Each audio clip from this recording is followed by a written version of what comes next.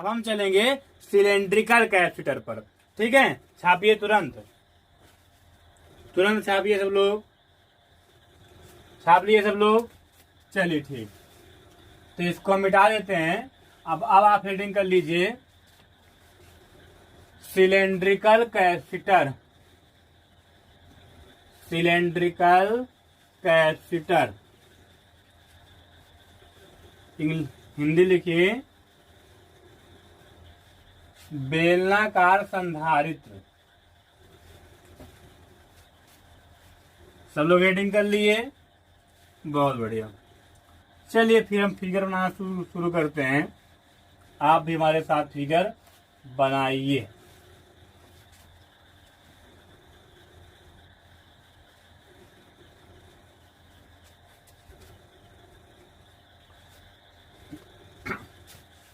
तो इसमें होता क्या, सुनिए कैसे बनता है सिलेंड्रिकल कैपेसिटर, इसको ध्यान दीजिए। तो इसमें सबसे पहले हम क्या करते हैं, एक छोटा सा एल लेंथ का हालो सिलेंडर ले लेते हैं। ये सिलेंडर, ये कंडक्टर होता है, ध्यान रखिएगा, सिलेंडर शेप का। ठीक, और उसके बाद इसके ऊपर से भी एक सिलेंड्रिकल कंडक्टर रख देते हैं।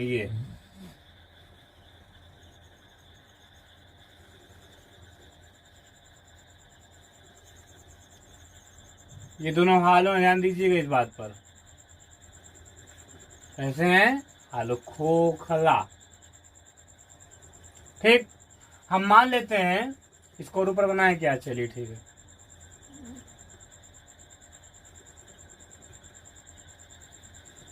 तो हम मान लेते हैं कि जो सिलेंड्रिकल कंडक्टर है इसकी लेंथ कितनी है, एल।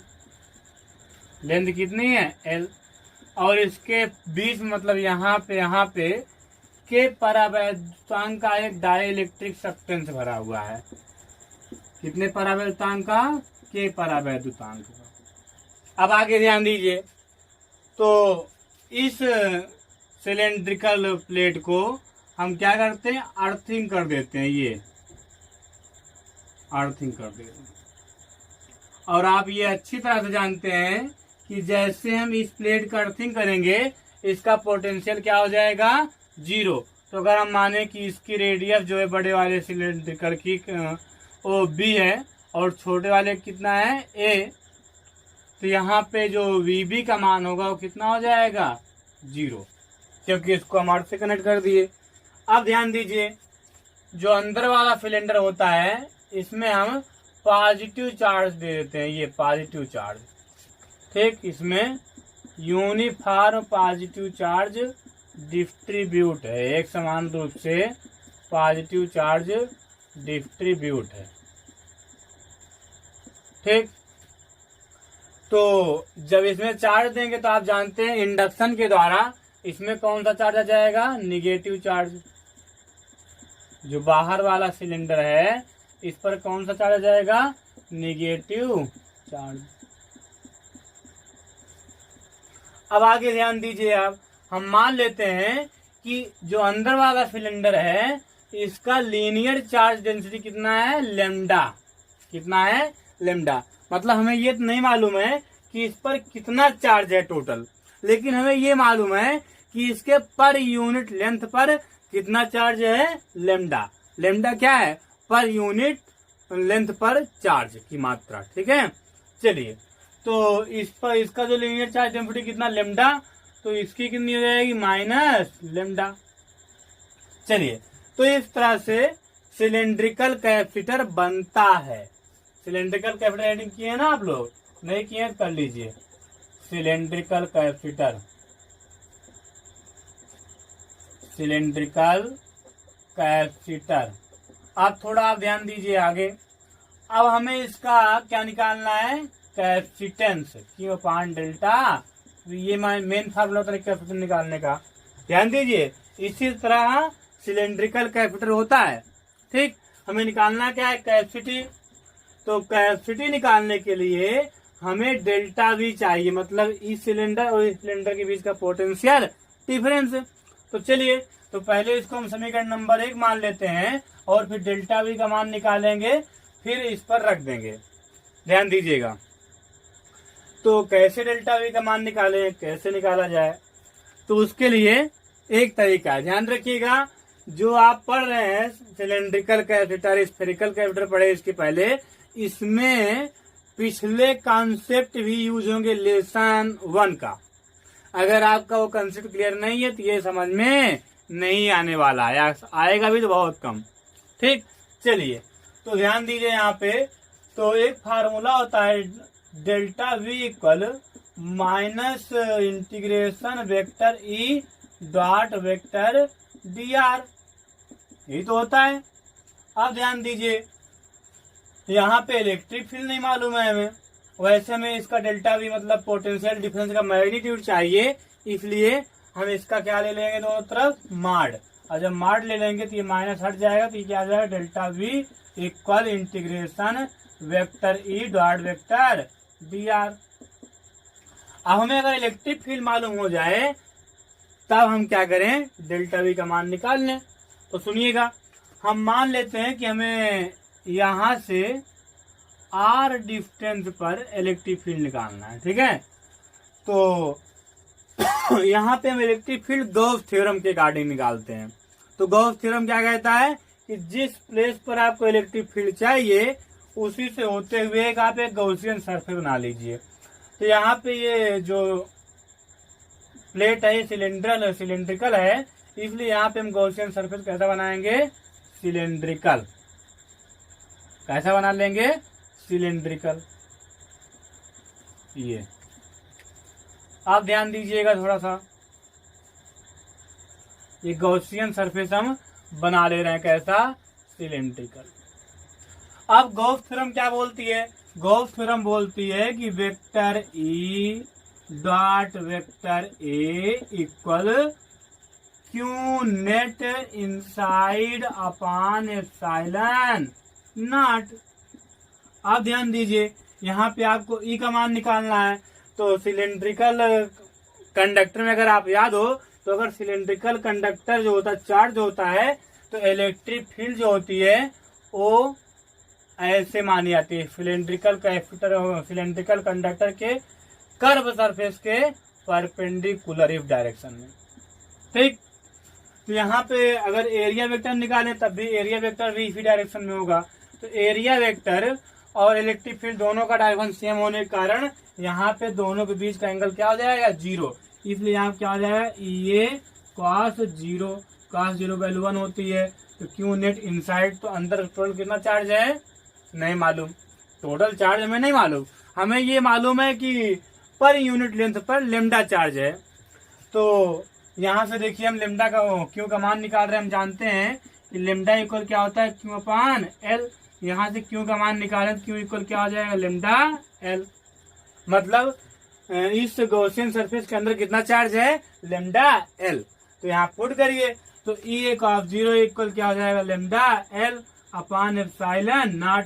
ई का मान निकालना, ई इक्वल हो जाएगा, और कॉफ 0 का मान तो एक ही हो गया, ए बटन जाएगा तो हो जाएगा lambda L upon epsilon not. और ए, तो सिलेंडर का जो एरिया होता है कितना होता है, 2 पाई आर एल। तो यहाँ क्या लिख देंगे, 2 पाई आर एल।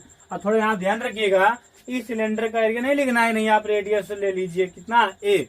जो आप गॉसियन सरफेस बनाए उसका एरिया लिखना है भाई, ठीक है। चलिए, तो यहाँ 2 पाई आर एल हो गया। तो यहाँ से एल से अगर आप देखें कट गया, तो ए इक्वल क्या बचा, ए इक्वल हो गया 1/2 पाई एप्सिलॉन नॉट। और अगर कोई मीडियम मान लीजिए तो यहाँ पे क्या हो जाएगा, जो ए है, ध्यान दीजिएगा, अगर कोई मीडियम है तो यहाँ पे के एप्सिलॉन नॉट हो जाएगा, ठीक है। यहाँ भी लगा दीजिए के एप्सिलॉन नॉट, ठीक। तो 2 पाई एप्सिलॉन नॉट के इंटू क्या हो जाएगा, लेमडा अपान आर। ये हो गया इलेक्ट्रिक फील्ड का मान। अब इस इलेक्ट्रिक फील्ड का मान यहाँ पुट कर दीजिए, डेल्टा वी का मान आ जाएगा। और डेल्टा वी का मान आ जाएगा तो हम सी का मान निकाल लेंगे।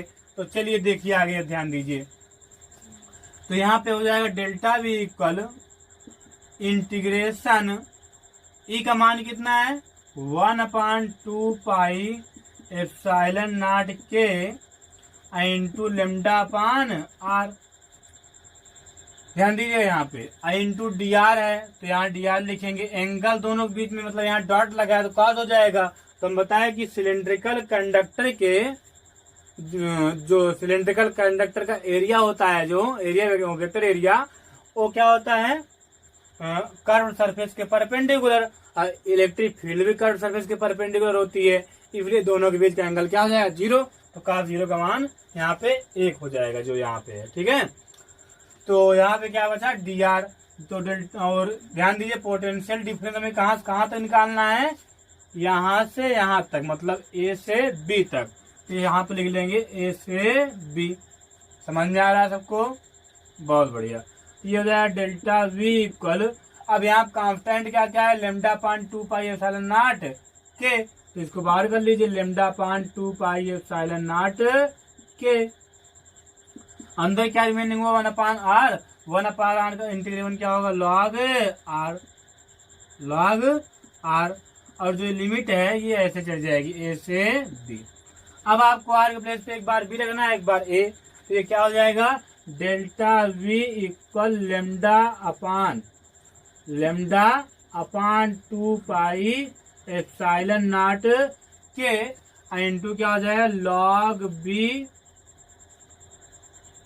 माइनस log, इसको मिटा देगा। ठीक है, log b minus log a। एक बार आप b रखेंगे आर प्लेस पे एक बार a, तो यहाँ पे आप जानते हैं कि log m minus log n equal होता है log m अपान n, तो इसी तरह यहाँ क्या होगा log b अपान a।